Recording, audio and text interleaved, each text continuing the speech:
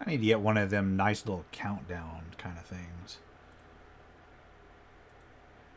Alright, hello. This is the RPG Crawler.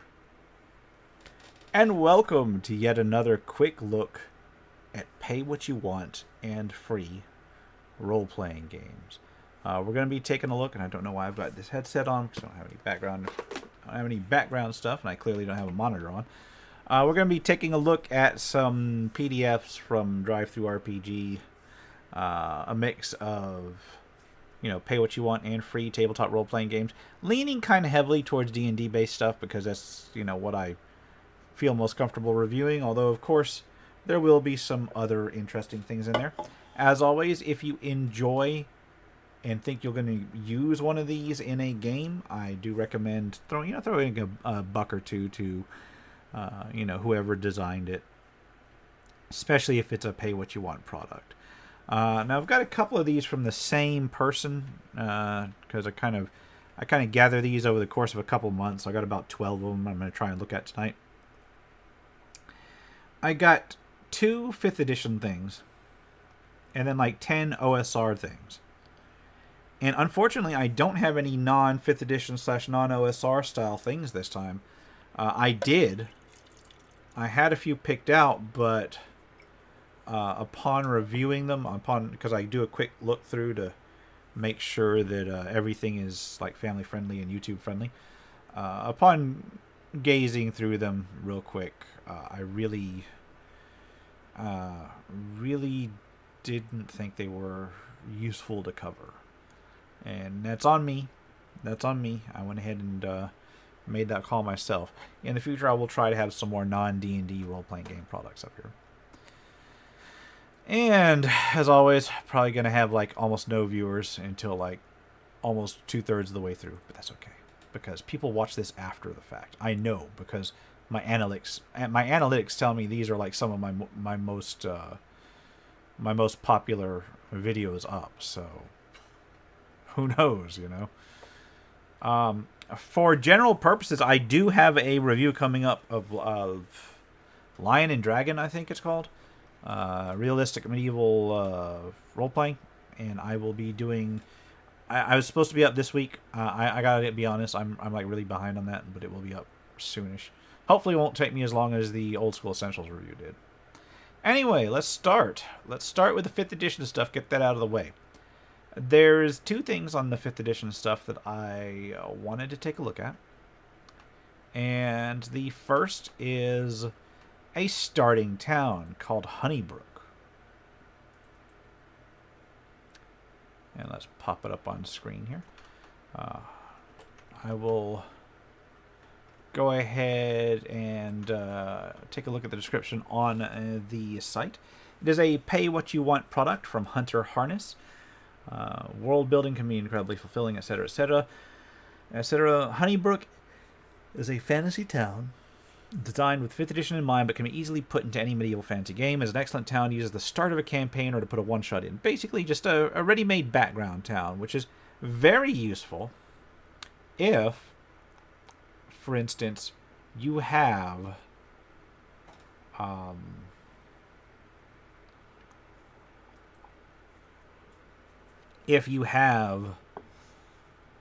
a one-shot that you want to run, but that does not come with its own background town, but needs one.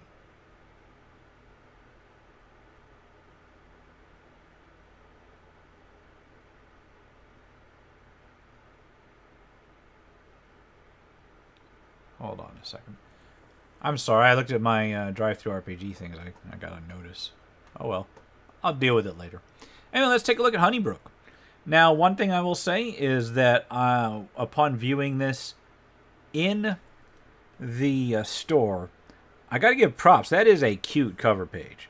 That is just a wholesome, cute cover page. And we need more of that in role-playing stuff. Just something like,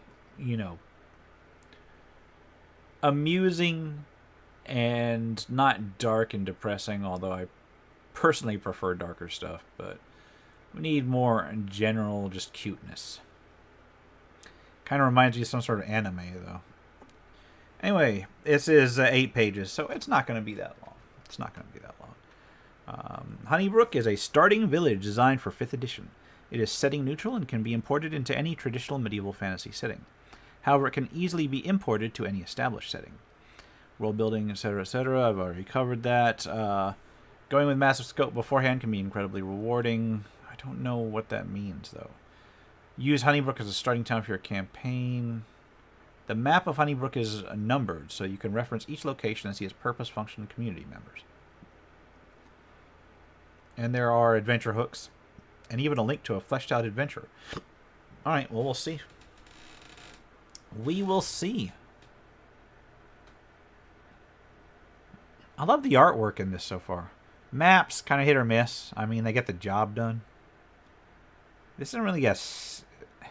I don't know that this is a town so much as a village. Hold on a second. Let's get this thing...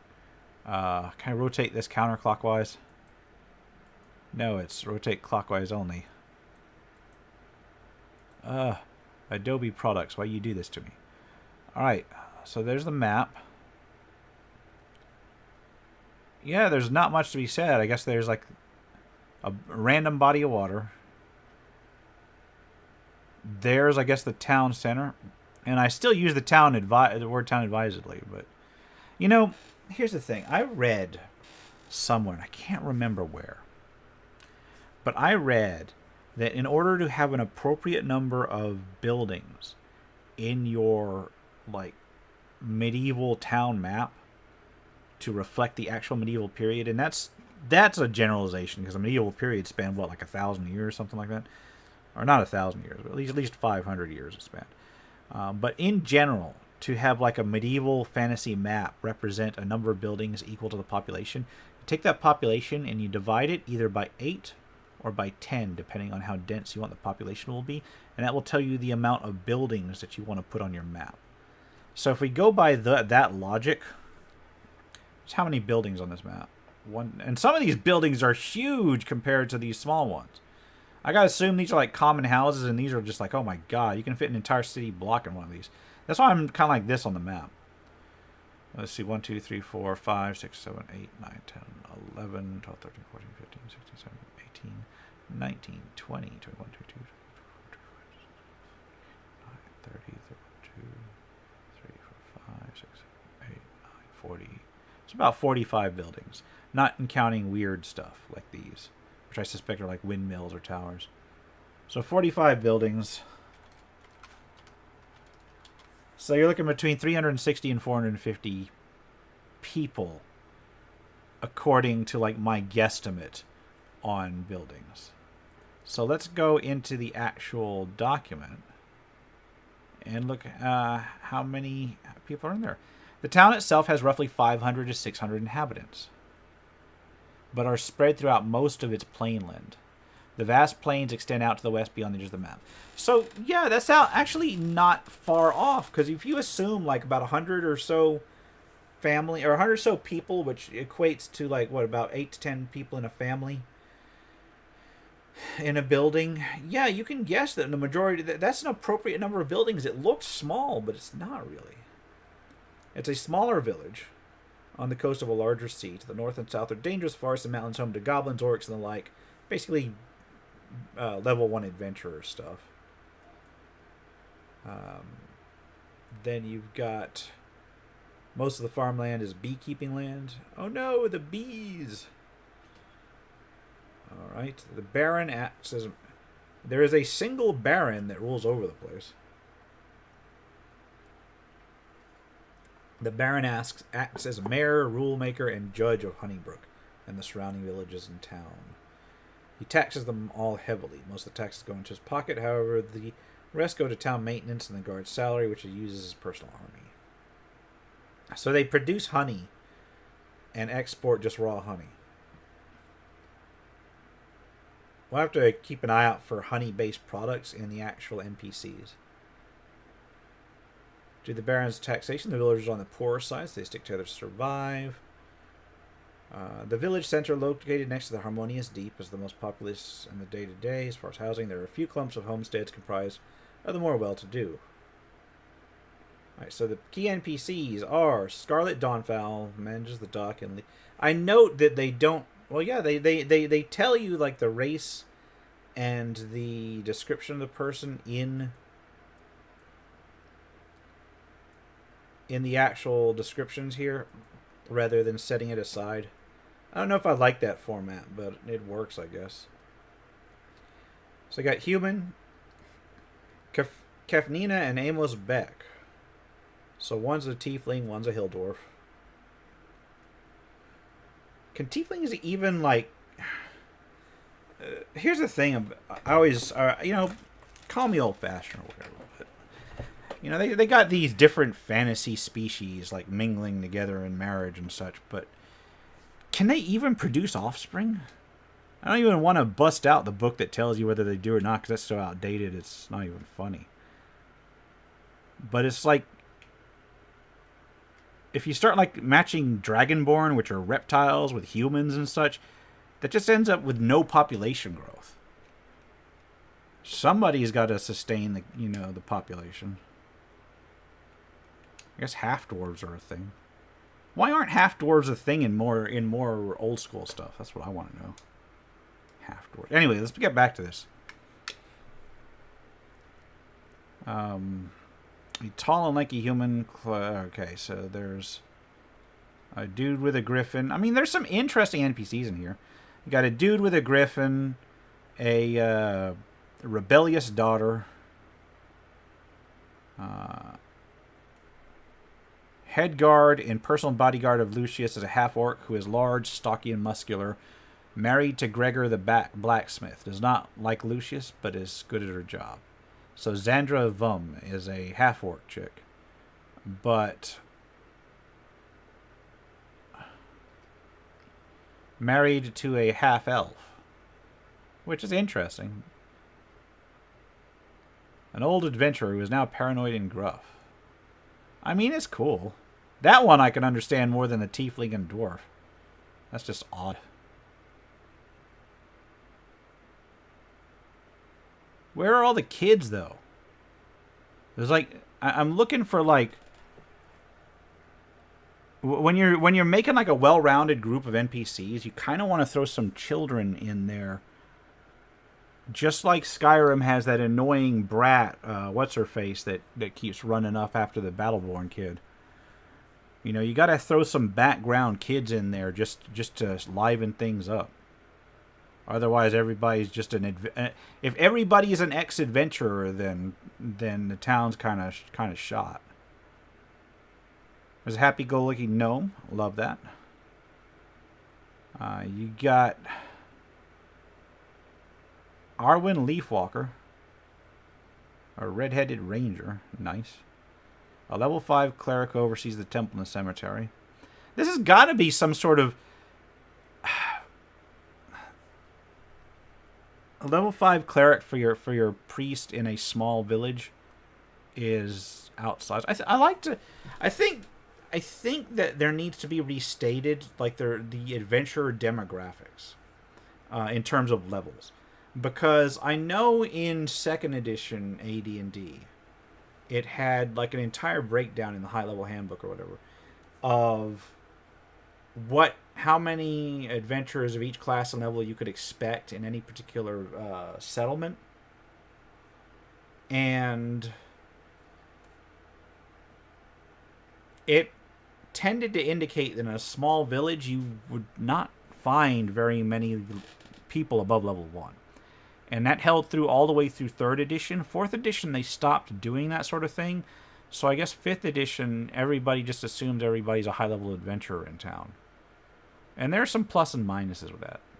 Because when everybody's a high-level adventurer, they are less inclined to be pushed around by the PCs, which is important if you want to keep the PCs on track. But on the other hand, it's very unrealistic if the PCs are adventurers and they're level 1, and then like everybody else is a higher level adventurer, and then trouble comes to town.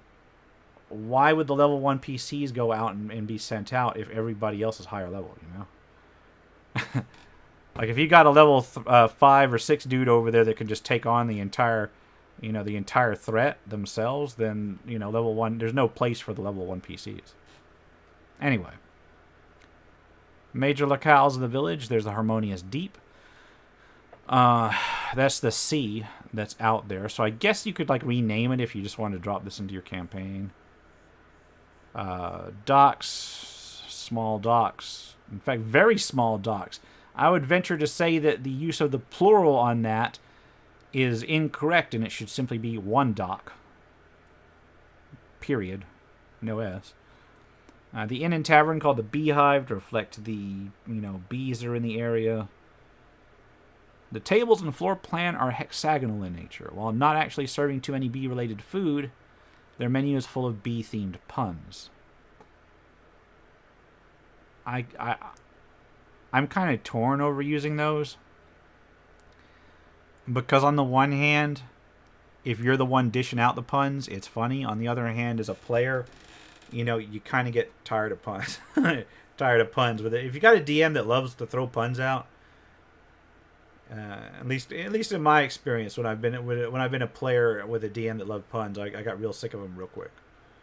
The Baron's Manor lives lavishly relatively to the more impoverished commoners in Honeybrook. His manor is on the outskirts of the town, up a hillside overlooking the water. So number 4 is the Baron's Manor.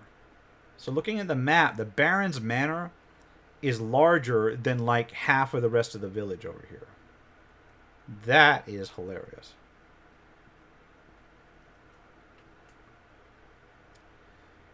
So you've got Lucian Gray, who rarely leaves the manor, and Kira Gray, who rarely enters the manor. And who was Kira Gray again? Was that the rebellious daughter? Yep, the rebellious daughter, going out to basically help people around. That's cool. Yeah, this bee clip art, not sure it's doing it for me. General store, Carter Phillips Pedestrian Supply. You got a general store that's good to outfit your low-level adventurers.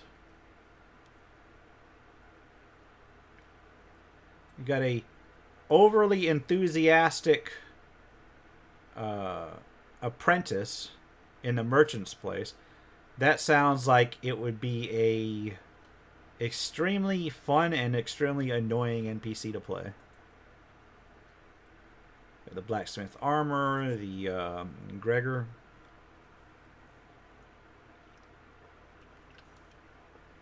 So he can even make magic items up to +1. Which I guess is interesting for a starter town. I mean, it gives you a way to introduce magic items to the party without necessarily, having to add them to the adventure.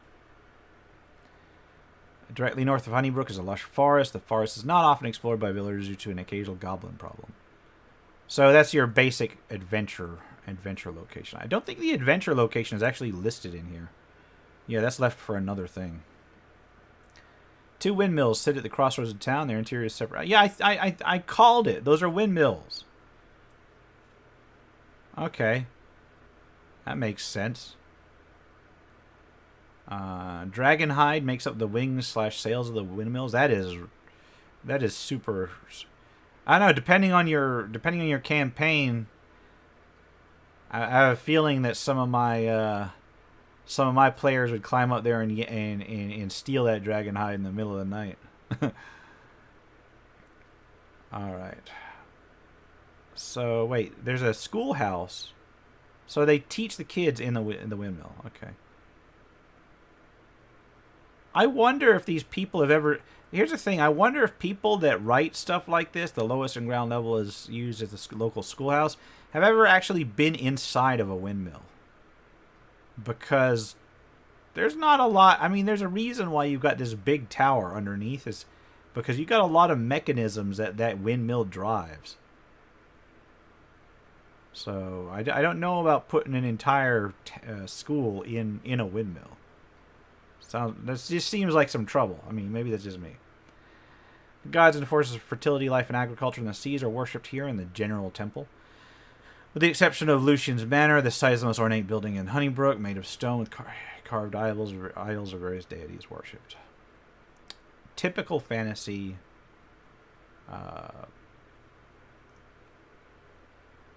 Typical fantasy temple. Okay. Just northwest, outside the grounds of the temple, lies the cemetery. The sarcophagi and headstones above ground are mere images of what lies beneath the surface. Digging beneath or taking the entryway to the lowest level of the temple reveals myriad catacombs. So they've got this massive catacomb. Oh, here we go. This explains it. So I always wonder about this. They got these... it's a common trope to put these big catacombs under very small towns or very small villages in fantasy realms. These catacombs outdate the origins of Honeybrook. So that's good. So you've got your adventure location under there as well. You got the 42 Horses Alehouse.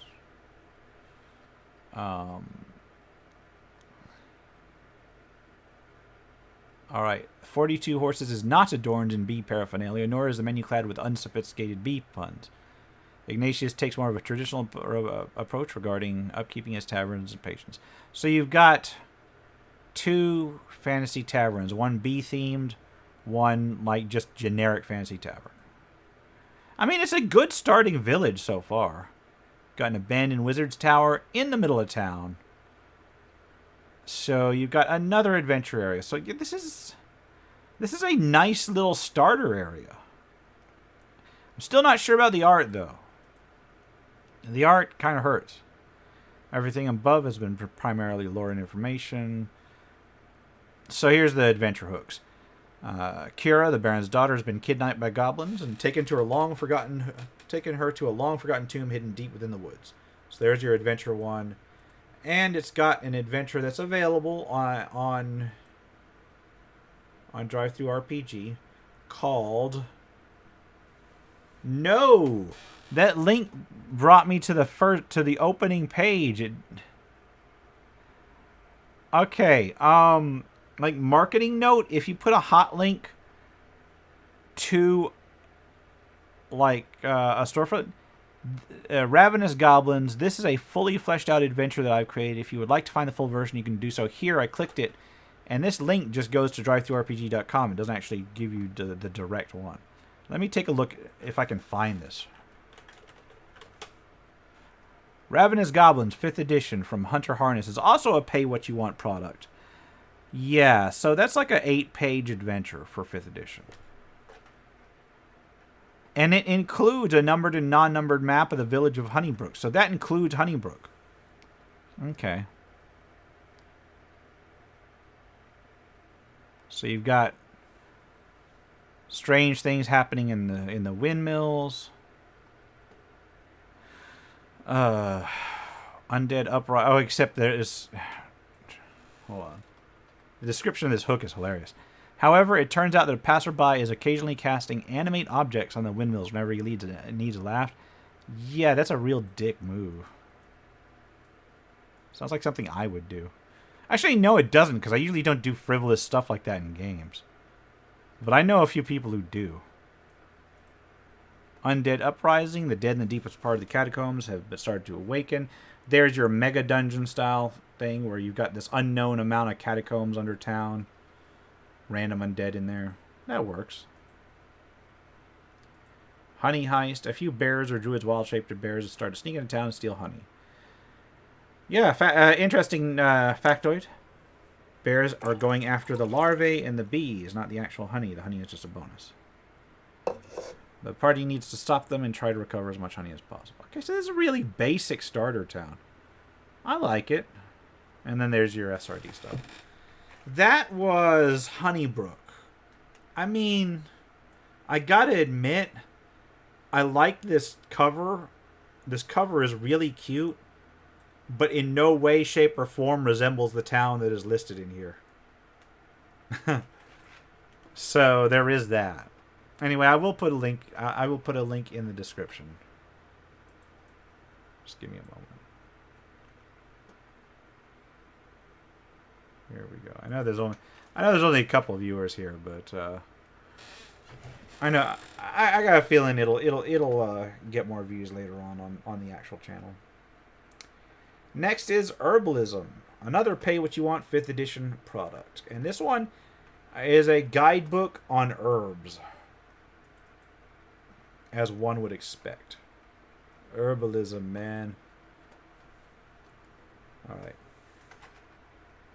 By Francesco Granato.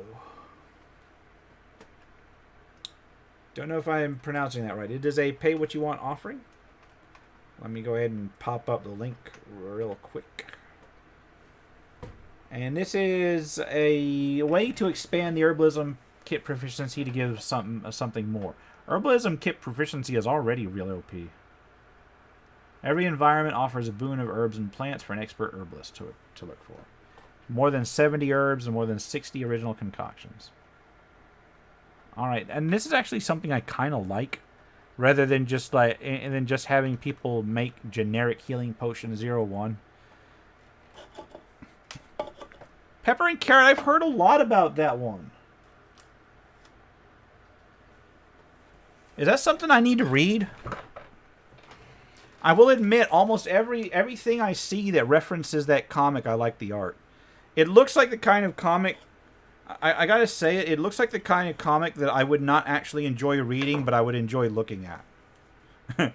I don't know if that makes sense, but there's some like really cute and wholesome things that I just like seeing, but if I actually try to read them, I'd probably go insane. Here is... Is that comic...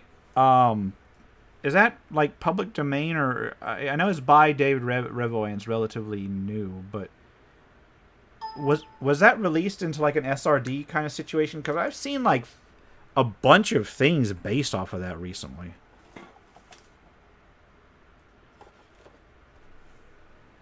Like not even like immediately recently, but like for the last year or so. Sorry, I was getting a message. Okay. Alright, anyway, back to the herbs. You got the rules, the herbs, and the recipes. Okay. Chapter 1, the rules. Herbalism is the art of brewing herbs and plant-based concoctions. I've always loved having, like, herbiaries, I guess they're called, for role-playing games. Lets you get more... Yeah, I'll have to take a look at that. Yeah. Yeah, Pepper and Carrot. Yeah. Well, I've always loved herbiaries because like herbalism is one of those proficiencies that seems like it should be way more interesting than it ever is in core rules. And I've noticed that even core rules that try to make skills and such interesting, there's almost always an herbalism skill of some sort. I mean, even back to like AD&D proficiencies. But you almost always have to go to like third-party stuff to find interesting herbs that people can actually find. So the herbalist must research or find the recipe for the concoction. Some recipes are common, so it's basically like making magic items, except a little bit less.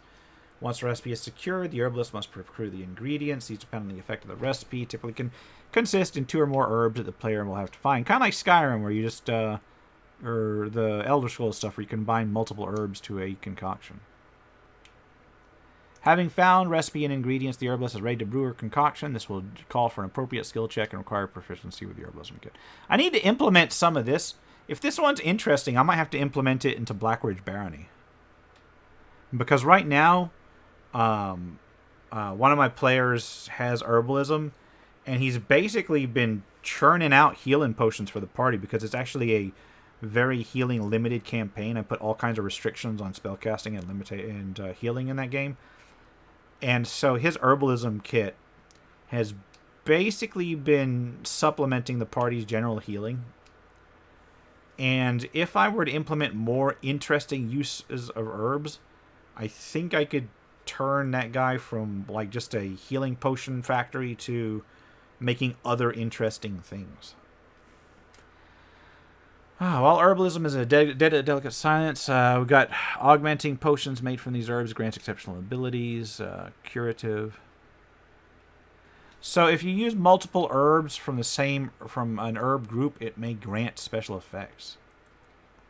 All right. This is a description of environment and rarity. It gives you rules for finding the herbalism stuff, which is nice. Especially once you expand it to multiple things. Tells you basically how many herbs you can find during the search period. And the herbs themselves. I'm not going to go through all of these herbs. And you'll note there's almost... There is no art in this one. So it's all purely just crunch. So they give you herbs by terrain. That's nice. It's got Arctic herbs. Let's say cold thorn. Group, fire. So it uses the fire group. Rarity gives you the rarity, which is used to find it. The area around this very pointy reddish bramble is always devoid of snow and ice. It's uncommon for small creatures to find shelter amongst the warm thorns. Okay, so it's like magical. It tells you like a very simple description.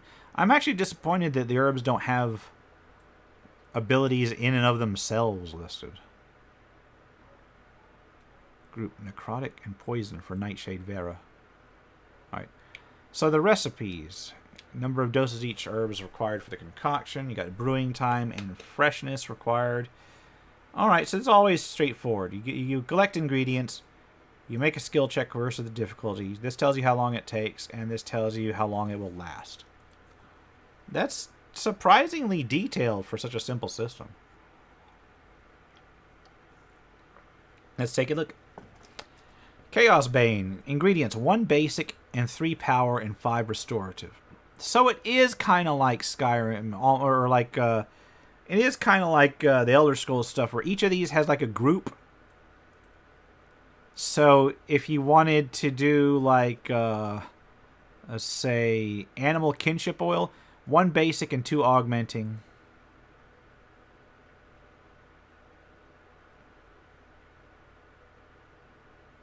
But what? Oh, hold on a second.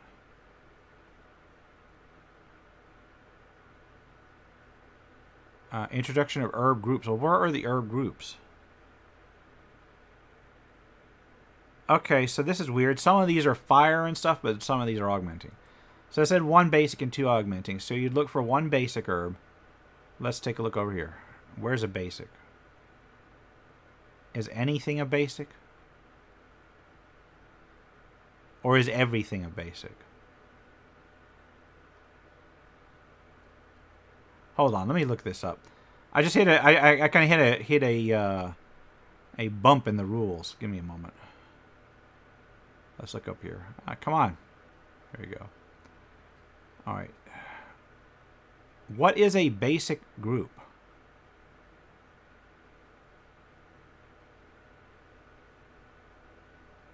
One basic and 3 of acid, cold, fire. So I saw them listed as acid, cold, fire, necrotic, and poison, but what did I just do?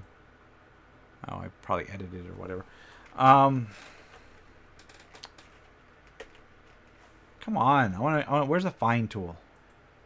There we go. Basic. All right.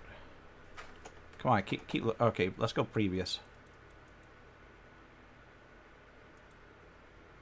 Oh, basic herbs.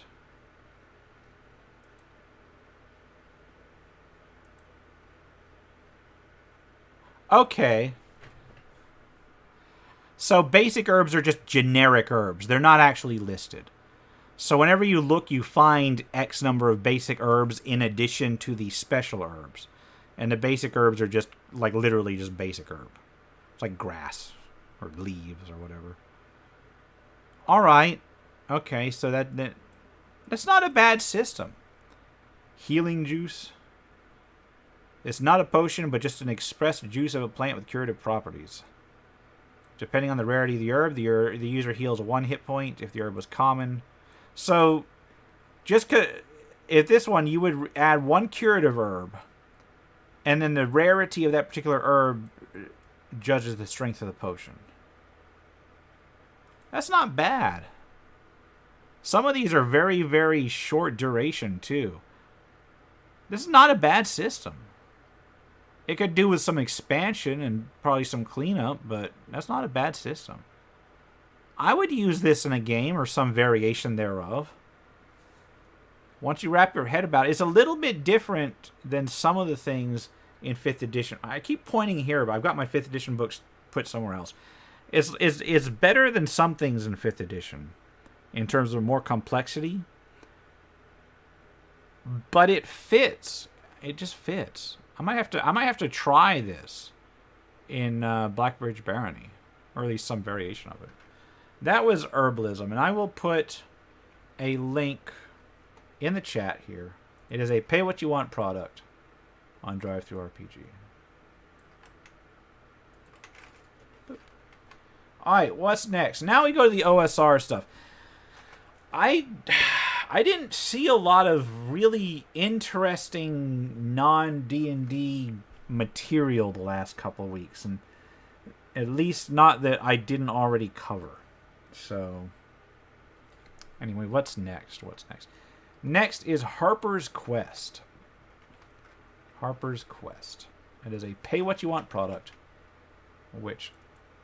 this is OSR, but it's not actually OSR. It's a universal pocket dungeon crawler. And that thing that I skipped at the beginning is a sheet that you can print out and fold up, and then you get this little thing about like that big that you can stick in your pocket. It's got all the rules on it. Setup. Roll 2d6 for number of rooms, +1 for boss room. Roll 4d6, subtract lowest for AC and hit points. Roll 4d6, subtract lowest for attributes and saves. Well, what are the attributes and saves? Roll 3d6 times 10 for starting gold. So 4d6 drop the lowest. But I guess... let me take a look real quick. This is a very simple thing, but it doesn't... It doesn't really tell you your attributes, which I can assume that you just use the standard 6, but it doesn't actually say that. You know what I'm saying? I mean, I can't get too angry at a very simple role-playing game, because let's face it, like the original D&D, it had a lot of filler stuff, and the actual system itself was not difficult at all. So this just lets you generate the contents of the room, lets you generate the treasure. I'm assuming this is the value in gold pieces. There's a fine line with just how shorthand you can get when you're designing a rule set and still assume that people can play it. Like, this looks like a neat little concept, but I would have appreciated like a little bit of more detail in there. Although I guess if it's like something this big, if you get any more detailed, you're not gonna be able to fit it, you know, on the page. So you even got a random encounter table. Features in the dungeon. This is a very basic little dungeon crawler. I should print this out and like try it sometimes. I've seen people do that on YouTube, like just run solo stuff. I've got a bunch of solo games now. I should try. Would anybody watch that? Like, not only the people like the couple people watching, but if you're watching this later, let me know if you would watch a video of me trying out some of these solo dungeon crawl systems. It would require me to set something up better than what I got, so at least give me an excuse to get off my butt. It's even got basic items, a random boss generator. Should you fail, your next generation avenges you. Next generation inherits half your gold, all heirlooms, and one additional item. I mean, it could be worse. I feel like I could program something based off of this in about, like, maybe a day or less. Complete with graphics and everything. I should try. I haven't programmed in so long. Like, I know it's hard to believe, but, like, I actually... Like, my schooling is like, game programming. Game design and programming. I went to college for that stuff, and now I sit here and make YouTube videos. Alright. Anyway, next up is Swords and Wizardry Dark. Now, I know I covered Swords and Wizardry Continual Light a long time ago. This is apparently a hack that sits on top of Swords and Wizardry Complete that I guess makes it kind of darker or whatever, more hardcore. What did I just post? Hold on. Let me post a link to the last one, Harper's Quest, in case anybody wants it. It's Pay What You Want object. It's like a single page, sit in your pocket and stuff. And this is the link to Swords and Wizardry Dark, which I will post. Now, this one's got 24 pages, but it's based on Swords and Wizardry, and I've already covered that to death, so we'll go over the differences. This graphic design makes my eyes hurt, and I can identify some of these stock images. I feel like I need to put this in a one-page thing, because there's going to be a lot of text here. Humans are worse than monsters. Heroes are flawed. You won't change the world will change you. So yeah, it is a grim, dark style take on Swords and Wizardry. This work was created with the intent of being able to... It's volume 1, so I'm assuming there's going to be multiple volumes on this. It's a variant rules. This work was created with the intent of being able to... Oh, hold on a second. Being able to draw on the wealth of OSR adventures and settings available, yet play them with the mechanics that draw from modern game design. Swords and Wizardry is such an amazing... Oh. You're adding modern game design to Swords and Wizardry? I don't know if I'm going to like this. It was inspired by seeing the original direction that Eric Tenkar did with Swords and Wizardry Light, which I've covered in another video. So we've got the basic rules. If you miss your roll by 2 or less, succeed in any non-combat action. If you fail your roll by 2 or less, you can succeed on any other action except the one that you initially tried, and or a combat action or another damage-causing action. So it gives you like a little like prize for if you almost get it, but not quite. I guess that will help some creatures or some people. I don't know why I'm calling them creatures. Some people with a need to always succeed. Roll under ability score for skill checks. That's... I thought that was pretty basic. I guess not. I thought that was how you did ability checks in old school stuff. Advantage and disadvantage of player's narrative advantage on situations. This basically includes advantage and disadvantage on old school stuff, which I guess that's one way to do it. I know that there's a bunch of hacks that already do it. Like, I point over here, but this is where I keep all my little stuff. I know Heroes and Monsters does that. Got an entire stack of tiny little books here. Like minor RPGs that I've covered.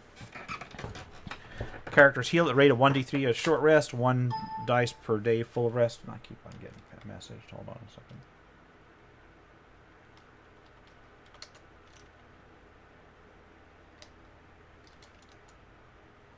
All right. Next is... Oops. Too far. Sorry. So this implements the short rest rule into Swords and Wizardry, which I'm not sure that it needs.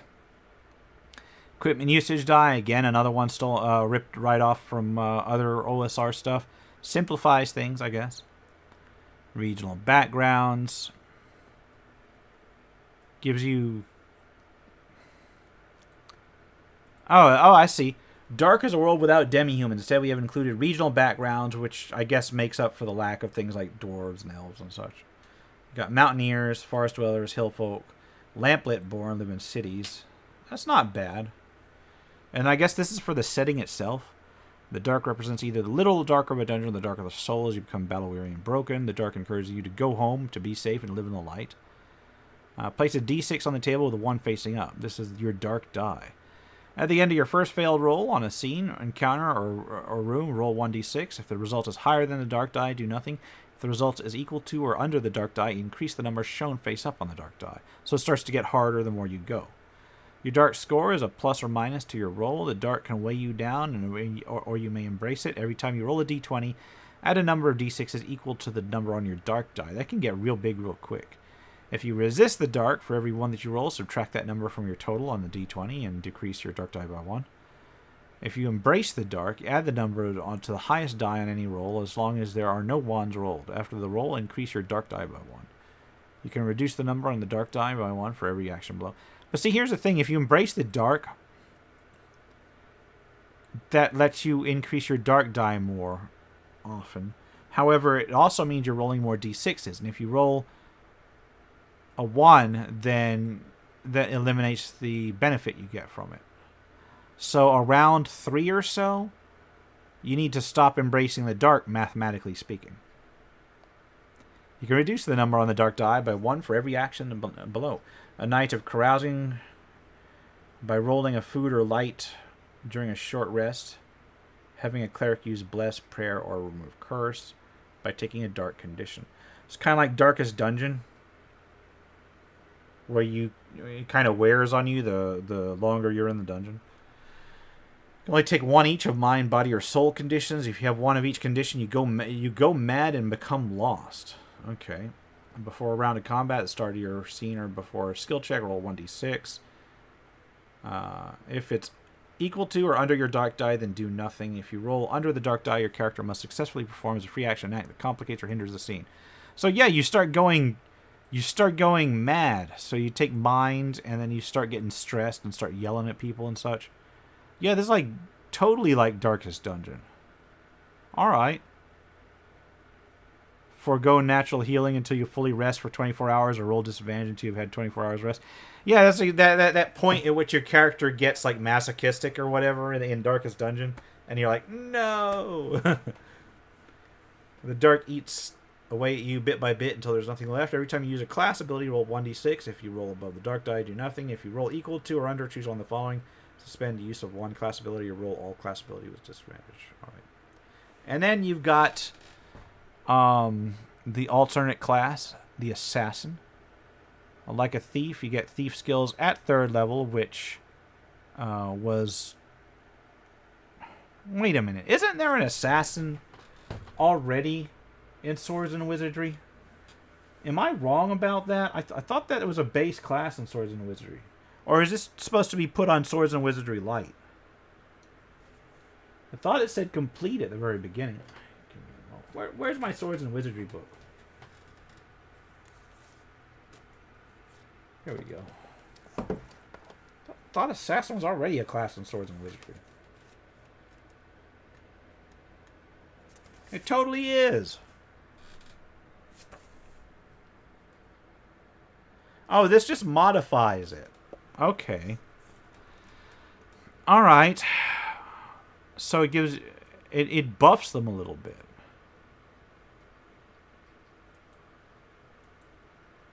Oh, it changes him. Okay, I see. It changes him more for the rules. All of these are altered. Oh, okay. I see what you're doing now. I see what you're doing. They kind of rewrote these things so they're less like Swords and Wizardry Complete and more like you see in like Heroes and Monsters, where you've got like specific abilities. Okay.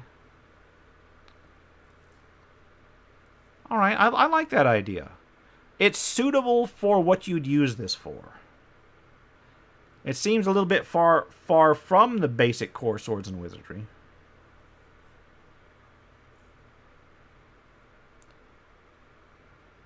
Oh, great. They changed magic user spellcasting. So instead of memorizing things, you can just use a spell as long as it's... And if you've, quote-unquote, memorized it, you've actually mastered it. And you don't necessarily have to... Or it gives you a benefit, I guess. And then you can try and cast it without mastering it, but then it's easier to fail, I guess. Alright. Well, anyway, I'm gonna... Okay, so that's a little zine. Hold on. You got like a random adventure generator too. All right, so I'm not going to look at detail in all of this. That was Swords and Wizardry Dark. It's a very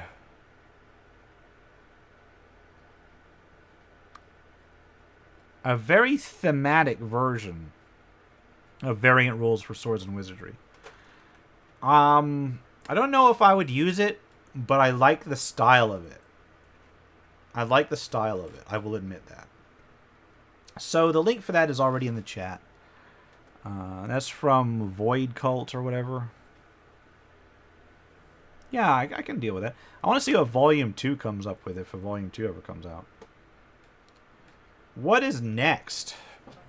Murder Hobo with an Arquebus. It's a 2-page thing for Mork Borg. Hold on a second. I think I'm getting schooled on something. Give me a moment.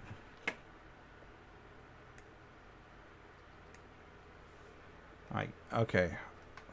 Let me load it up. I haven't played Mork Borg. I need to take a look at it because it's very stylistic. But there's so much stuff coming out for it. And it's all there's a lot of third-party stuff coming out for it that looks really interesting from a kind of a like an old school kind of way of looking at things. Not very realistic, but more like a metalhead kind of thing. And I feel like I need to look at Mork Borg. But anyway, this is Murder Hobo with an Arquebus. It's only 2 pages. It's a class. You get, I don't know what these is. It begins with 2d6 and 10s and 2d and d2 omens. I don't know what that is, what that refers to in terms of Mork Borgs, because I don't play it. Special abilities. I got nothing for you, buddy. 3d6 plus 2 presence. It's all I know. Don't roll for gear, armor, or weapons. You start with an Arquebus. On a critical fumble, it jams. Your Arquebus never needs to be reloaded. It never runs out of ammunition. It is murder-tastic. So you just wander around in rags with an Arquebus. Have you seen Hobo with a Shotgun? That was a funny movie. Alright, so you begin with one of the following. And it gives you 1 special abilities. Solve the dying world's problems with an Arquebus. Alright. What? I don't even get this. D10 batshit one-liners. Your Moto Hobo delivers alongside an Arquebus blast to the face. I'm going to sleep in your bloody carcasses tonight. Lock 'em up with the sodomites and get me the goddamn captain of the guard now. You and me are going on a ride. So it's just a person wandering around with basically a shotgun. I don't know what I expected. What did I expect? It's called Murder Hobo with an Arquebus. That's exactly what you get. Alright. I don't know. I think I wasted a little bit of time on that. It's not even 2 pages. It's 1 page. It's a class. Jesus. Why did I even... I looked at that. I even looked through these. I don't know why I expected more. Would you play a Murder Hobo with an Arquebus in a game? I put the link in the chat. Oh, God. Hold on a second. I need to shift a few things up because I suspect a couple of these are from the same developer, so I'm going to move these towards the end. I think I've covered 1 or 2 of their things before, so I'm going to move them all to a group at the end. We will look at The Wandering Knight next. This is a system, I think. Let me check the page out real quick.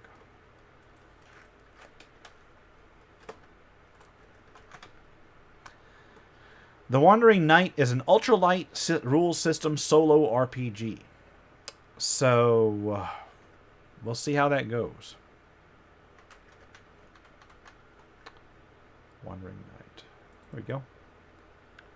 It is 22 pages. I'm not gonna go real in depth on this. I'm just gonna breeze through it. We'll see how it goes. The Wandering Knight. Let's get the one-page fit real quick.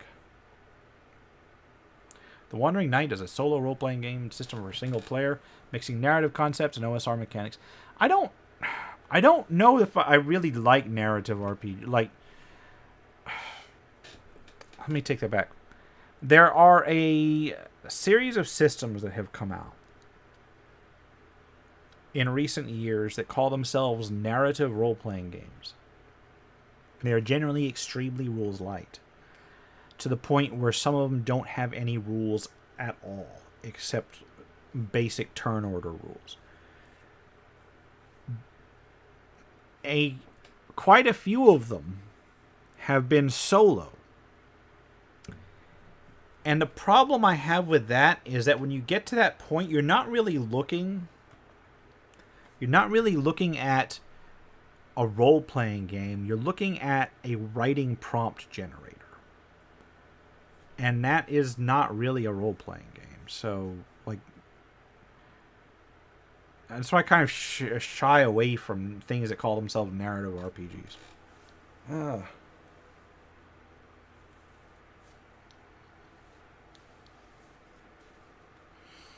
The solo RPG is still a young discipline. No, it's not. Solo role-playing games have been around since the inception of role-playing games. I hate that when people don't recognize the fact that things are in fact older than they think. Alright. Let's take a look at it. I mean, this has already put a foul taste in my mouth. Whatever universe you play in, you play as a wandering knight, a hero in search of personal fulfillment. Hero is unhappy because he has a weakness that he is afraid to face. The adventure he is going to live must allow him to discover a need that will allow him to find serenity. Your knight has two characteristics: lead. And the number of allies a character can have his team, and health, the number of wounds they can receive before dying. Wandering Knight can meet allies during his journey. Allies are in the service of the Wandering Knight Wanderer. They have no storyline, no weaknesses or needs, and share the same goal as the main hero, so they're basically supporting characters. Does not mean that the allies are robots without mood or desire. Warrior. Oh, they just basically boost your skills. Okay. Alright. And those are just examples. This is a non-exhaustive list of basic characters. Feel free to add your own creations or make your allies level up. So it's a role-playing game, and I use the term loosely. That's basic. It's a solo role-playing game that's basically saying make shit up. Yeah, okay. I mean, let's take a look at the resolutions. When you do something with an uncertain outcome, roll 2d6 and add any relevant bonuses. 5 or less, it's a fail. 6 to 8 is a partial success. 9 or more is a critical success where you actually succeed without injuring anybody. Every time you suffer a wound, you can either reduce the Knight Errant's health total by 1. If the health total equals 0, you die. Sacrifice an ally instead, and your ally receives the wound. And then you roll a d6 to see if they live or die. I actually don't have a bad problem with that resolution system. At least the resolution system is okay.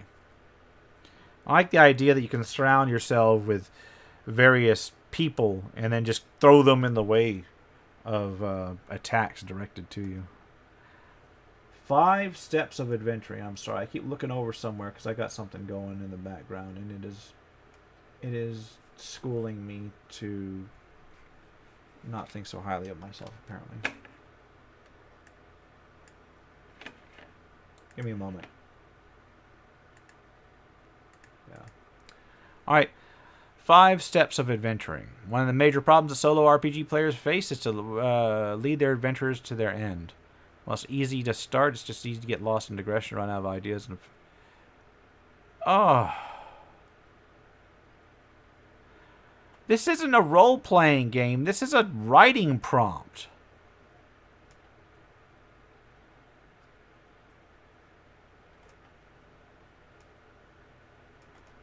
Yeah, this is a writing method. Oh my god. Yeah, I'm over this one already. Okay, here we go. We got like an oracle, which is basically how you determine what happens in a narrative-based solo role-playing game. Is you ask a question and then you roll a die to find out the answer. And Some people swear by it, but I can't. I mean, it just ends up being a writing prompt for me. Yeah, this is just like writing tips. Well, that's less a game and more how to write a short story with a couple die rolls. I'll put a link to it in the chat for those who are interested in it. I don't like narrative role playing games because they're not role playing games. At least not in the traditional sense. They may be in like the clinical psychologist sense, but that's not what you go for. I will look at Ackless issue 2. I have not looked at Ackless issue 1, so this should be interesting. It's supposed to be a zine. There's been a lot of zines out there recently. I don't know why, but apparently it's become a thing now. Zines were never as popular back when they actually like arose as they are now. People have like a misplaced nostalgia for them, I guess.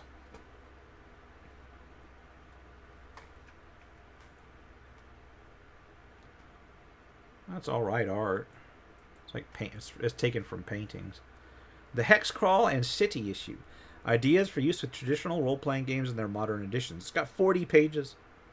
I'm not going to go through the whole thing. I will, however, take a look at some of the standouts. It's from Vasily Kalaman. Alright. From The Singing Flame. In this issue, I've attempted to create the foundation of a sandbox or a hex campaign in an Arcadian region of Akhilis called Astaria. So I guess it's based on a actual setting. Limited amount of keyed locations because of spatial concerns with the page count of the zine, and because populating each hex with fixed material would feel like a party exploring an amusement park. Okay. I'm hoping to release 2 to 3 issues per year of Akhilis, so now I have understanding of the amount of work involved in writing and designing a 40-page publication. I can't comment on that because I have not put out any role-playing game myself, stuff myself. I feel like I should, but on the same time, it's like when a critic starts making their own stuff, you know, then how can you trust their? I guess you can trust their perceptions on stuff that's already out there, but not their perceptions of their own things. So, okay, so this is the basic setup of the Hexcrawl stuff. Astarian Gardens. So there's only like 6 key locations in this entire thing. It's a nice map. I will say that. That is a nice map. And I think I just got screwed.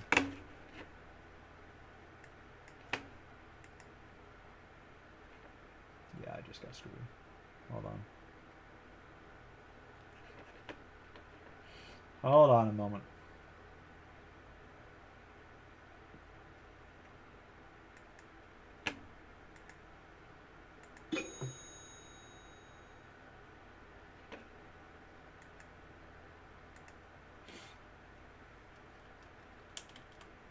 Sorry about that. I'm through with that for the day. All right. All right. What was I doing? Oh yeah, looking at Ostaria. That is this setting described in here, the Ostarian wetlands. So you got like swamps, you got some mountains with mines, got some forested areas, and a nice little river. I still like that map. So you got a random hex population table,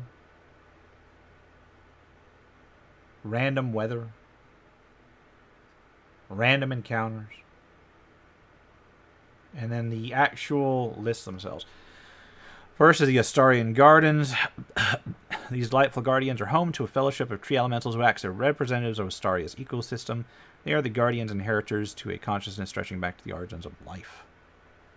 Okay. So they're like intelligent trees. Gives you published OSR adventures that might fit in. That's a nice tip. That's a nice tip. Or that's a nice addition.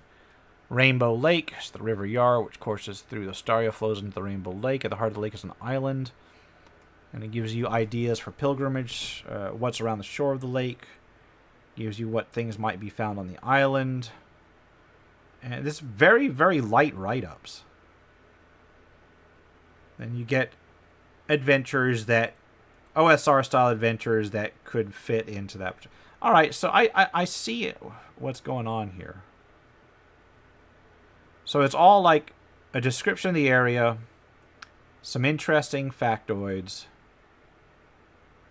and possibly ideas for other things. All this art is taken from classical artwork. Alright, then they've got the actual city itself explained, because there was the city of Hologarth in the middle of it. Where was it?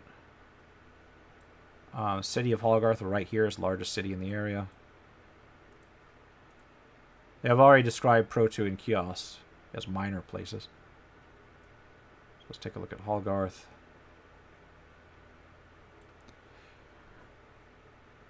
Its population can be... Wait a minute. So even the city itself is randomly generated? The glorious city of Hologarth, which could have anywhere from between 1d4 plus 1 million people down to 1d6 plus 10,000 people. Really, game. Alright.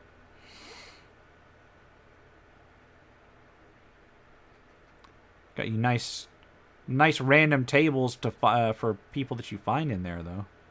I mean, they're all really basic. A crowd gathers to observe a miracle as an encounter. Children offer the party apples that they picked as an encounter. It's all super basic.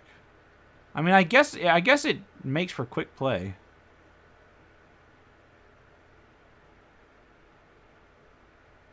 Yeah, I think I'm gonna wrap this one up. It's a very simple style of zine. I feel almost like this one. I appreciate the attention to the classical art, but I feel kind of like less pages should have been devoted to it. You know what I'm saying? Some of them help set the mood, but a lot of them don't.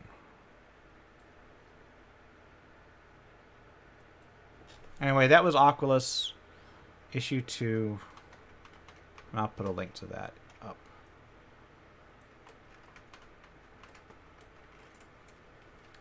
Slow night. I need to learn when to just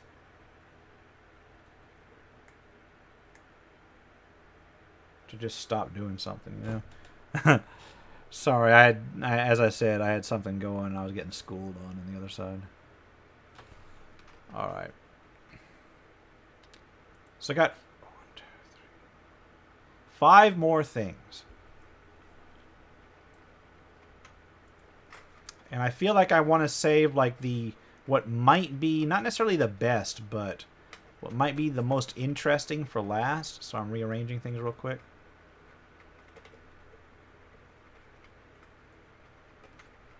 In terms of what I want to cover. This one looks promising. Death Trap. And Death Trap is an Osric adventure by Joseph Moore. And I believe I've covered something from Joseph Moore before. I think I've actually got 3 things in here, so I may cover them all at once. Give me a moment. Oh, this is not from them. Okay. Hold on a second. So that means the other one is from them. So Death Trap and I believe The City Sewers is also an Osric adventure by Joseph Moore. So let's cover Death Trap first. An adventure for characters level 10 plus. Okay, that sounds kind of brutal. This sounds like a bit of brutality incoming. Let's take a look at the overall thing. 47 pages. I'm not going to cover every single page. Have your player finally done it? Editor, where are you? That's supposed to be players with a S. Have they pushed you just a little too far? Did they one-shot your favorite villain during the last adventure? You spent countless hours working on that adventure, didn't you? Only to see it fall apart in minutes. All those magic items that the player accumulated over years, allowing them to nuke their nemesis in the first round. Have they raided your entire campaign and now made a mockery of it all? Do the characters now seem nearly untouchable? Are each of them packing artifacts and vorpal swords? Fear not, within these pages the key to your revenge. So it's a killer dungeon. It is a killer dungeon. There are many encounters in this adventure that may prove quite fatal. The players make choices, and the choices have consequences. So, it's a killer dungeon with a chance to get out of stuff. Hold on, I gotta close this down. You're free to use the 3 villains I provide herein, or you can substitute your own as needed.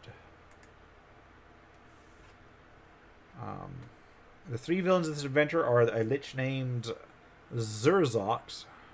Zurzox? How do you pronounce that? Shurzox? Call him Shursocks. A death knight named Crustal, and a drow priestess named Naxi Alexina of the House Alexina. A lot of X's in here. All of them have seen their evil plans foiled by the meddling adventurers over the years.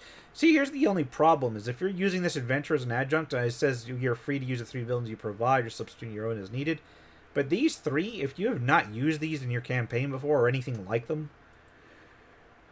they'll kind of come out of left field.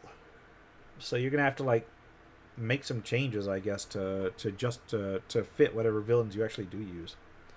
They've decided to throw a party, a going-away party, and that would a party be without inviting a few lady friends?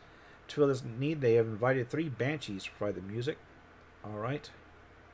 They have also created a dungeon and seeded a legend about it with rumors and a fake scroll fragments that the locals are all talking about. Which was actually a trope that they did in a lot of, but in a couple TSR things. When they wanted to really just straight up kill a party, they would rely on the fake clue thing. So the adventurers hear of it, they go there, and there is a castle. During the course of this adventure, the player characters will find many levers, buttons, knobs, and other such devices. Most of the devices are not traps, instead the means to open up some area of the dungeon or to release some creatures from their cages. Levers may cause some track to activate, or may cause some other hazard to occur elsewhere in the dungeon, but they do not do any immediate harm to the players when they are pushed, raised, moved, or whatever. That's a neat idea. Because you can put a lever somewhere, right? And then you know that one of the players is going to pull it, and then you go, nothing happens. And they go, okay, well, I pull it a couple more times, and you're like, nothing happens. And then later on in the dungeon, you can set something up where something happened there that they didn't know about every single time they messed with a lever. Dark areas in the dungeon. Most of it is not illuminated. The adventurers must bring the light source of their own choosing. So you got 3 named banshees in the dungeon. You got a cursed sphere of annihilation.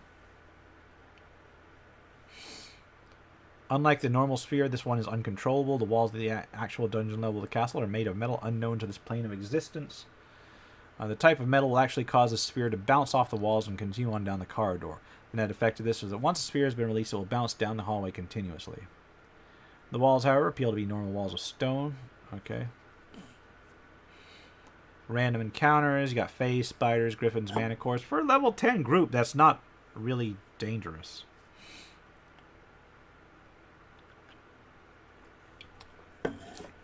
Okay. So you've got other adventuring parties in there that are looking for the Black Cleaver, which is the artifact the party is kind of lured into looking for. And they, I guess, ambush the group. Will seek to ambush the group in the dungeon. And that's nice, but the only problem I have with that is that I like the idea of an equally well-equipped group of adventurers going up against, the actual group of adventurers.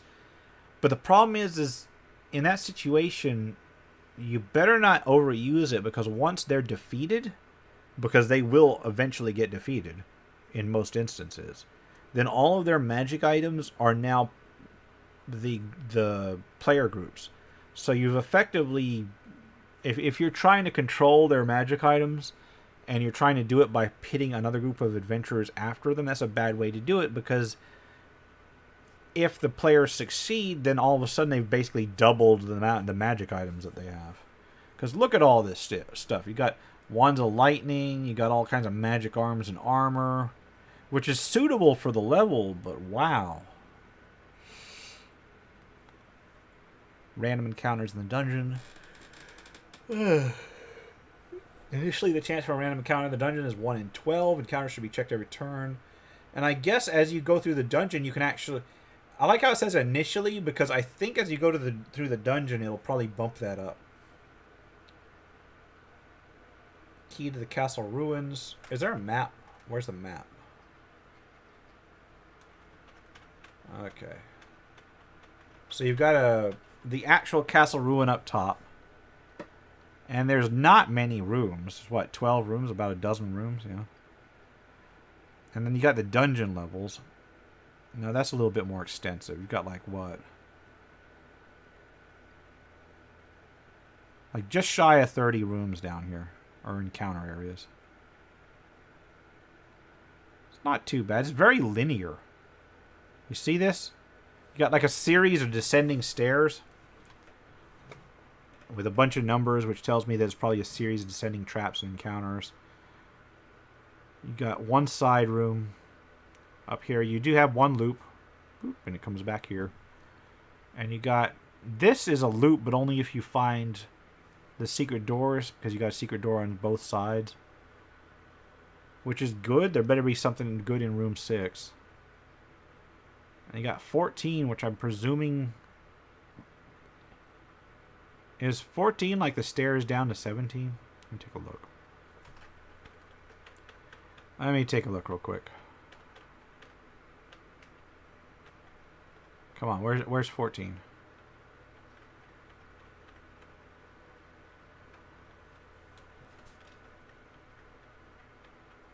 Sorry about this. I'm looking it up.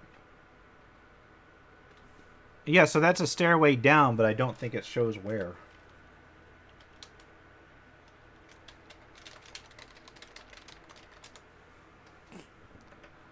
All right. Which one was the sealed room? Number 6? There we go. This cavern is also connected to Area 10 by way of a secret door behind a statue in that location. Stairs lead down to a cavernous area here, which has 4 treasure chests. The dark floor will begin moving once someone steps on it. 4 black puddings are in this cavern. Each is very hungry. That is an interesting idea. Just make the floor pudding. Their large chest. Got a poison needle, save or die. That's because that's how they roll in old school. Inside the chest are 2,000 gold pieces. The gold coins are coated in contact poison. Yes. That's such an a-hole thing to do. I need to do that in an adventure sometime. They're like treasure, but it's poisoned. Opening this chest causes the area to become a dark area. Consult the section on dark areas.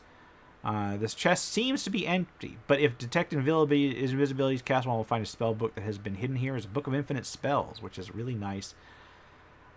But, oh, it's got some glyphs and curses etched, so every time you get a blank page, you might actually get like an exploding glyph or something. That's funny.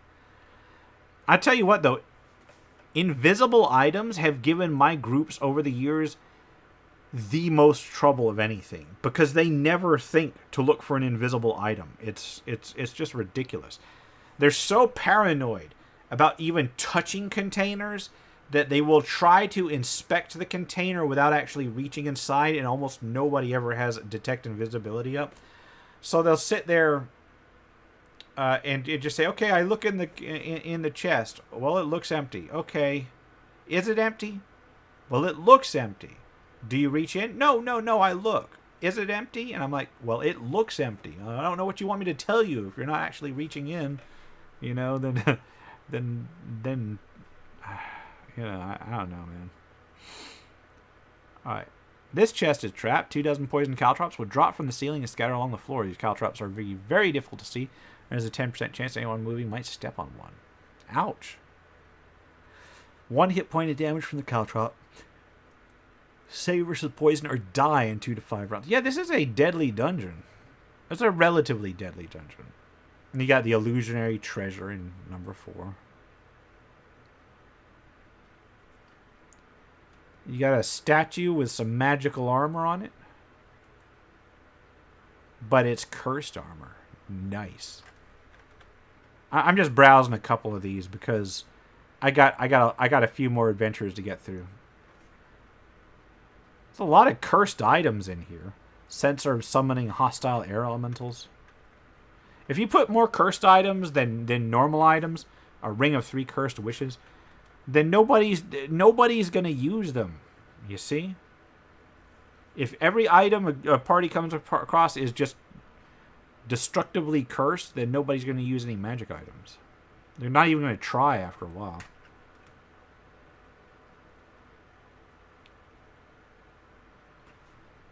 You got an idol of Pazuzu that tries to possess somebody. That's hilarious. Yeah, there are some interesting encounters in here.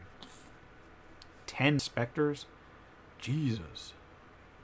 Because remember, in old edition, if you got tagged by an energy drainer, you didn't get a save or anything. You just got drained. So 10 of these things popping out of nowhere. Wow. I don't think I ever used 10 level drainers. Probably should have. Yeah, this is a deadly dungeon. I guess it's well named. Death Trap. The only thing is I'm not entirely sure if it would be as deadly to the level range that it's designed for. Because it's designed for level 10 plus, which in old school terms is really high level. For Osric, first edition and better. Yeah, that's really high level. You've got Dmitry Romanov, an Eastern vampire. But I'm looking at it. I think this is based on the Ravenloft Eastern vampire from the Ravenloft setting, AD&D 2nd edition. They're always invisible. Yeah. A lot of vampires in here. Ha! I love this. A longsword +3, +4 versus paladins. You know, it never occurred to me. I've been playing D&D since I was very, very small, and that never occurred to me that you could have that. I know you used to have like +2 versus, like a longsword +2, +3 versus lycanthropes or whatever. But having an evil one that is just like a bonus versus paladins, that sounds like just. You could give as many of those as you wanted to your group, because for them, it's not as useful. So you don't have to worry about the whole, oh, the magic item is captured, now it's in the group's hands, if they're not going to use it. Like this, mace +2, +4 versus lawful good creatures. Yeah, give that to them. And then, you know, see who uses it. Or something like this. Short sword +3, +5 versus Zorn. Zorn is a specific type of elemental creature, so you've got this very, very specific type bonus right there. Is somebody going to cart that around for the off chance that they encounter one Zorn sometime? Yeah, I don't think so. I like this one. This one's Death Trap. I'll go ahead and pop a link to this one in the chat real quick. And then we'll look at the other one from the same person. That is a pay-what-you-want offering. Next is the city sewers. And it's basically a sewer level, am I right? 45 pages. I'm going to blow through this pretty quick.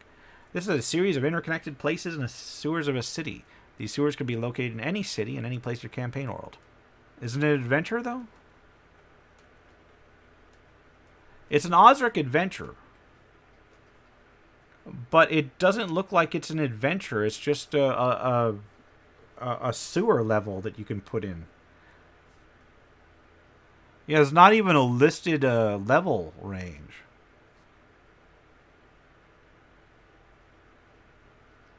This is the least dangerous area in the sewers. So you've got different areas of the sewer suitable for different levels. So there's just basically a plug-and-play sewer level. All right. I'm not going to go into it. This is, I don't know if you can see what I'm looking at here, but it's it's typical sewer stuff.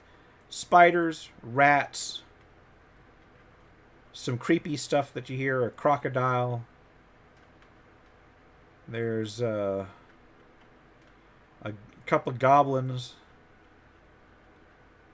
And then some were-rats. Yeah, this is all like generic sewer stuff. This is just generic sewer level 0042 or whatever. Yeah, I mean, on the one hand, having... Oh, here we go, something different. An anti-paladin that's a member of a thief guild, I guess. So you got the Thieves Guild in the sewers. And then appropriate NPCs. But other than that, this is all very basic.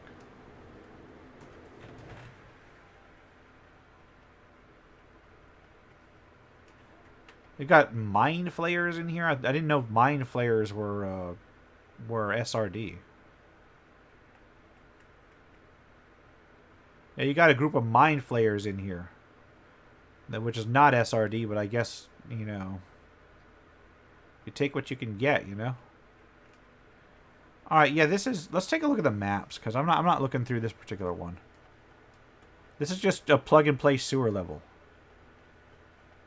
It's technically the sewers of Rosewood, but it doesn't define Rosewood. I could have sworn I've seen... These maps are from Dice and Logos. I think they're from one of the collections. All right. I think I've seen some of these maps before. Alright, there's your plug-and-play sewer level, called the City Sewers. I don't know. Again, I don't know what I expected. That's the second time tonight where I've opened up a product and was shocked by how non-surprising it was. I must be getting too old, man. I see a product called the Sewer Level, and it contains the sewer level. I see a product called Murder Hobo with an Arquebus, and it literally only contains a description of a murder hobo with an arquebus. Ugh. I guess I can't ding them for lying. Here we go. The Bloody Cliff, a medieval adventure for your favorite fantasy role-playing game. Cannot find the font Sun Moon. Oh, I remember this one. I had problems with this one before. This one is an investigation. This one is not just a hack and slash adventure. You got to investigate a disappearance. This adventure will fit into any ongoing campaign as long as the adventurers are eager to earn some gold. It's basically for level 4 because it's balanced against 2 attacks per turn. And is this?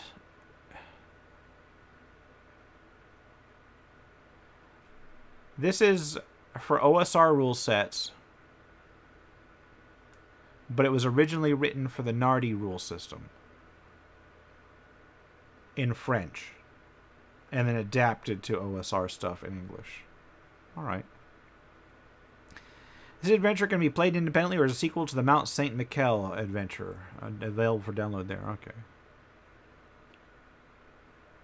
All right, so you've got a kidnapping, and the adventurers are hired to look into it.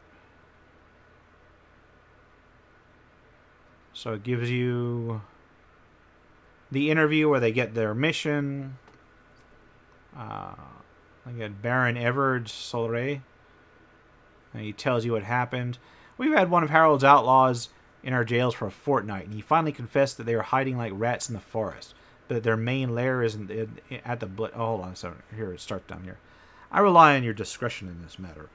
I will know that you did not keep your mouth shut if this ever goes out. My 17-year-old son and sole heir, Powell, disappeared 2 nights ago. In his room, we only found a ransom note, which Stuart Barfield produces at the same time. signed by this bandit and coward who calls himself Masked Harold. As if lecturing me and robbing my tax collectors these past months wasn't enough, this thug now demands a large ransom and a ridiculous tax cut for the whole barony in exchange for Powell's life. We've had one of Harold's outlaws in our jails for a fortnight, and he finally confessed that they are hiding like rats in the forest, but their main lair is in the Bloody Cliff. He gets up with a brief sigh, approaches a window, and points south to a short red line that highlights the horizon. The blazing tops of the maple trees that grow on its ridge and give the cliff its name. I must admit that's clever. It's isolated, but not too far away. It offers an unobstructed view of the surrounding areas, and the escarpment and river form a natural fortification. This must be where they keep Powell. I cannot send troops or lead a full-strength assault. Given the configuration of the place, the outlaws would have plenty of time to see us arriving. I can't risk them killing Powell before or during an attack on their position. I need clever and cunning adventurers who can free my heir without endangering his life. The crackling of a log in the fireplace punctuates the end of his sentence. With a nod from his master, the steward produces a small purse. You'll have 10 times as much when my heir is returned alive and well. Ah, one last thing. One of the maids disappeared the same night as Powell. Find out whether she is a victim or an accomplice. Circadian and Sparfold will answer your questions, the Baron concludes before retiring with a dark look. So, you get to decide as a DM what to reward. Here's the steward Sparfold, and it shows you what he tells you about the place, and he gives you information on each of the items mentioned before. Then you've got Circadian, Captain of the Guards, and it, in a similar manner, tells you what he can answer about. With a charisma test to find out if he gets some more information from them. Specifically, whether Powell ran off with one of the maids. You got the housekeeper, again. Kind of pointing to the fact that Powell may have run off with one of the maids. You got the prisoner, who has been tortured and who is about to lose his hand. And he tells you about where you're going. You've got the other household staff, information from them. You've got the descriptions of the individual rooms of the people in question. So it's like a proper investigation rather than like a dungeon crawl. Nice. There's the map of the estate. No, this is not the estate. This is the camp where you're going at. And I don't know why I'm turning my head. I could just rotate this around. So this gives you a nice outlay of the... I like this map. And I like this whole idea that you've got like a proper patrol route. Alright.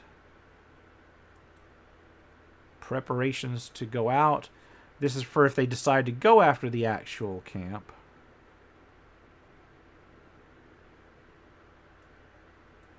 You get the idea of a frontal assault, which they are advised not to do. So if you've got a hack and slash group, that's probably going to be avoided. It gets information about different ways they can try to get into the camp. Then the Bloody Cliff itself. Oh, neat. So Masked Harold is actually the maid. All right. And you've got her. You got the other.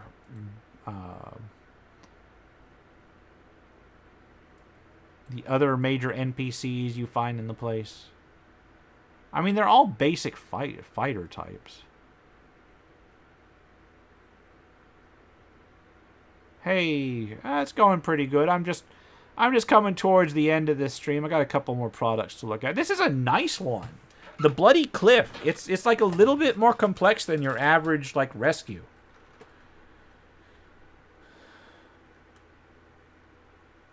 All right. Yeah, it's got a keyed interior, but it's like way more complex than just run in and kill the bandits. I like that.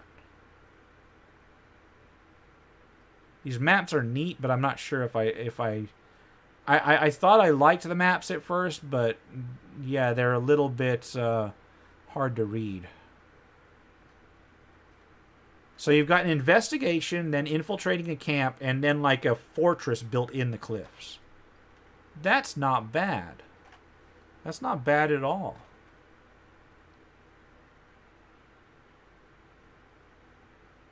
All right. Oh, neat. And you got like a 3D representation of it. Is this done in... What is this done in? Hold on a second. Give me a moment here. Is this a miniature set? Or is this done in like a 3D thing? I think this is just a miniature set. Like miniatures terrain. I can't tell whether it's like just a computer graphics thing or a miniature set. Neat. But I guess that's the bandit camp. All right. So that was the Bloody Cliff. That's a well put together adventure. I like that one. I really do. I will put a link in the chat for that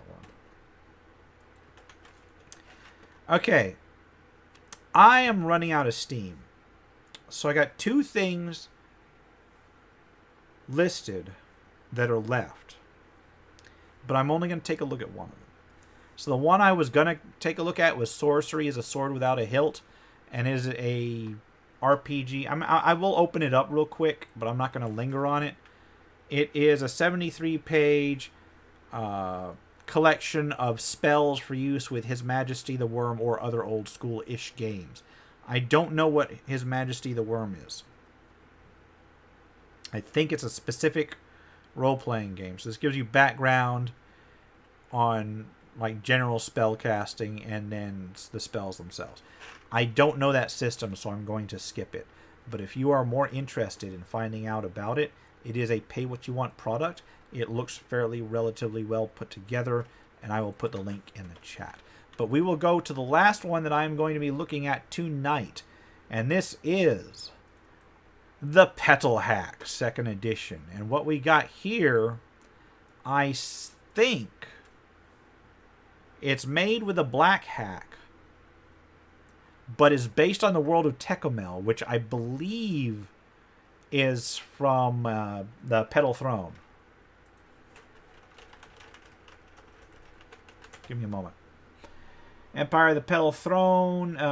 It is designed by M.A.R. Barker, based on the Tecomel fictional universe from 1974. One of the first tabletop role-playing games along with Dungeons & Dragons. And it's basically an adaptation of that stuff to the OSR scene via the Black Hack. Now it's 92 pages. I'm not going to go into it a lot, but the fact that it exists is interesting. Dedicated to Professor M.A.R. Phil Baker. It's got background on the information itself. Tecomel is M.A.R. Barker's fantastical sword and planet world that was first published as Empire of the Petal Throne in 1975. The Petal Hack is a tabletop role-playing game played with paper, pencils, dice, custom designed for Tecomel. I have not actually had the privilege of reading through the Empire of the Petal Throne because I am short on time, basically. But it is supposedly a classic. Just gives you the background on this. If you're familiar with the Black Hack, this should be fairly familiar. I actually haven't looked at Black Hack 2nd edition yet, although I was fond of the first one. Attribute tests are a d20 versus the attribute. If they roll the attribute or less, it's a success. Attributes are strength, dex, con, intelligence, psychic ability, and charisma, because there's no wisdom. So there's that. You get advantage and disadvantage like you got in 5th edition. Most rolls are made by the player. The only time the referee rolls is for damage and for actions that don't affect the characters. So if you got a creature that attacks the character, they roll a dodge. If the character attacks the creature, they roll their hit. So there's that. You got the usage die mechanic, which was which I have explained in reviews before. If you're not sure what that is basically when you've got items that you would ordinarily keep fine track of in another role-playing game. Instead, you get like a usage die, like a D12, and if you roll below a certain more, then you reduce it to like a D10, then a D8, and then a D6 or whatever. And at a certain point, then you just run out of that particular item.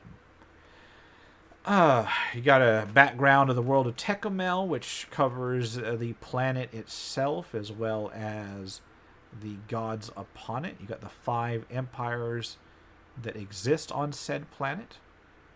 You've got the various aliens that live there. You've got basically backgrounds on the entire system, or the entire culture there. You got specifics on their units of measure in case you want to use the in-game names for things, or the in-setting names for things. Got links to other resources that you can pick up from DriveThruRPG and from other websites. So if you are not familiar with the background of the Tecumel world, you can make yourself familiar. This gives you the basic attribute rolls. This is all very much just old school character creation.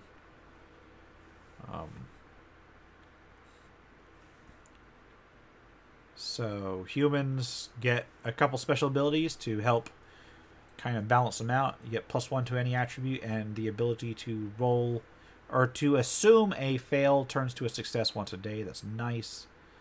And an advantage with your clan-based interest. Okay. You've got each of the alien creatures kind of put together there.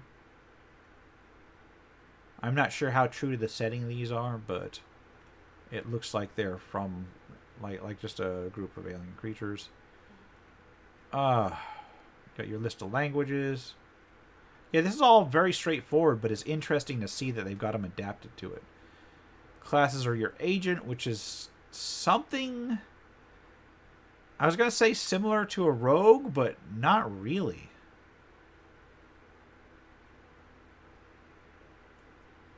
You got the barbarian, the dilettante, which is kind of like your social rogue.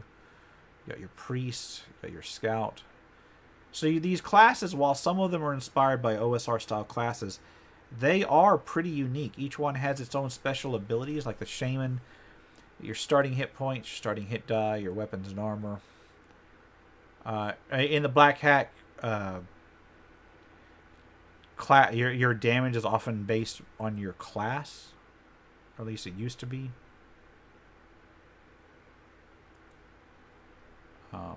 I guess it's changed since then, because now it looks like your armor is based on stuff.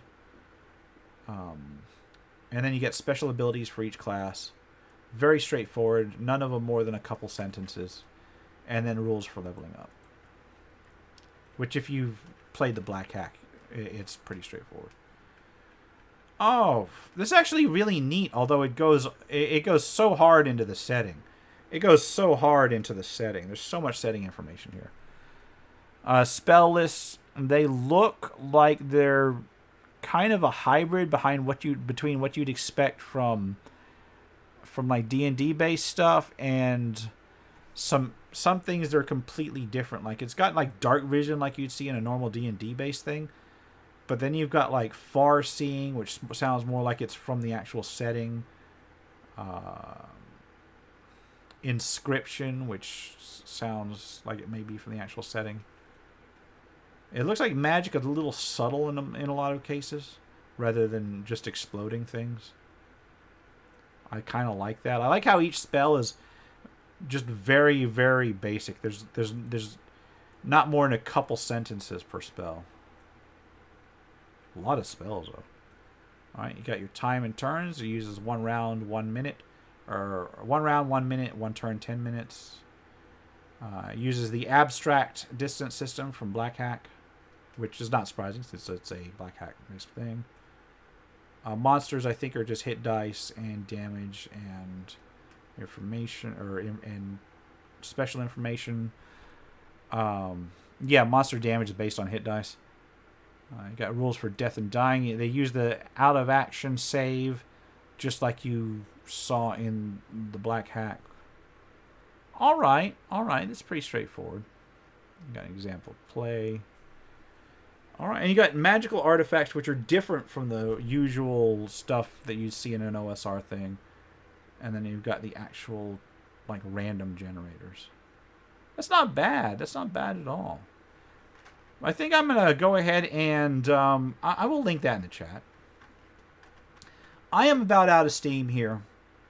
I am going to wrap it up here. Here's the link. If you're watching this, either now or later, thank you for watching. If you like what you've seen, remember to leave a like, comment if you've got any feedback, and subscribe for more RPG content, both tabletop and computer. I will try to get that review of Lion and Dragon out real quick. I can't guarantee it'll be super quick, but it'll be soon. Until next time, take care and goodbye.